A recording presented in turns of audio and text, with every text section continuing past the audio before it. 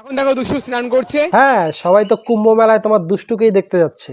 সব দেবদেবী তো তোমার দুষ্টুর মধ্যেই সীমাবদ্ধ। তার স্নান করা কেন?